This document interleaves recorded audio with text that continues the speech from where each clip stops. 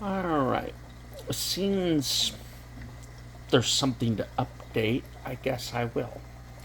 An update on the calcium that I added to the aquariums. Yeah, there is something worth noting, I think. Um, has it helped the brownie? Well, I don't know if it's helped the browning tips.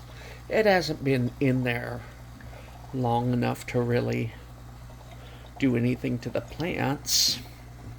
I haven't noticed anything with the plants other than I'm really starting to think that that lucky bamboo is starting to do something. Still not obvious, but I think something's starting to happen. But it just now got its water topped off, so it's not the calcium doing even that.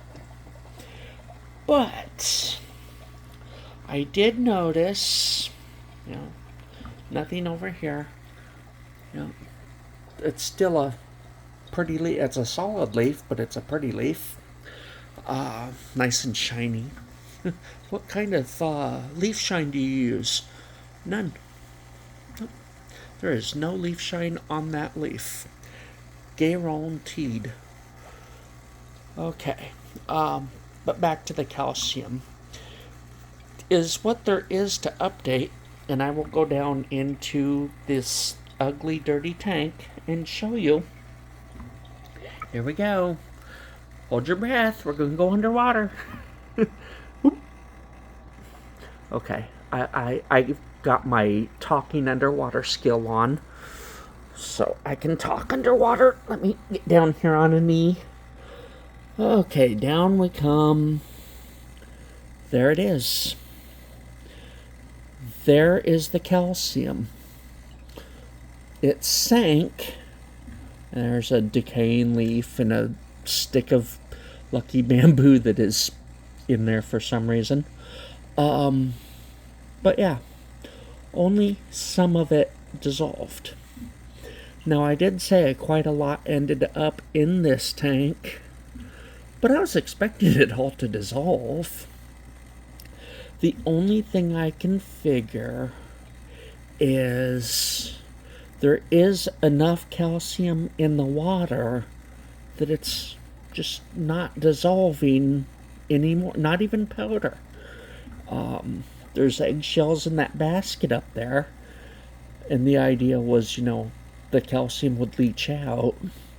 But I didn't think that it would leach out to a point where it would be enough for the plants. So I added more. And it's just sitting down there, not dissolving. So that tells me that the tank and the other tank that, the same thing happened to. Let me see if I can get up off my knee. Yeah. The other tank that kind of did the same thing apparently has enough calcium. The one tank that I would think would have enough calcium due to the crushed coral, and I'll come over here. This is the one with the crushed coral in it. But I cannot see. I mean, there was calcium back on that partially broken pot. It dissolved.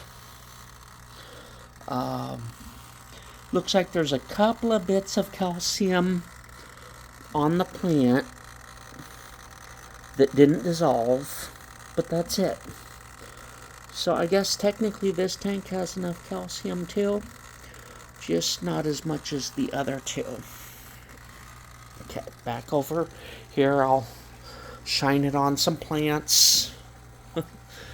I'm sorry, excuse me. Yeah, pothos. The pretty leaf again because it is awful shiny and pretty, even though it has no characteristics of a monstera yet. So yeah, I believe these tanks have plenty of calcium. So, maybe it won't help that much. Unless there's too much marine aquarium salt still in the system. Maybe I was adding a bit too much.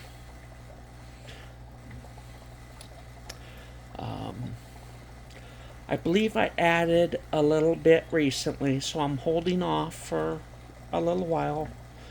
Maybe another 6 months or so, and I'll put some in. Back off a little bit on the marine aquarium salt, because it is marine aquarium salts. There is a point, just like any fertilizer, where it will become too much. There are a couple of plants out there that can handle salt water. Not many. I believe there's a few more that can handle brackish water. But again, not a lot.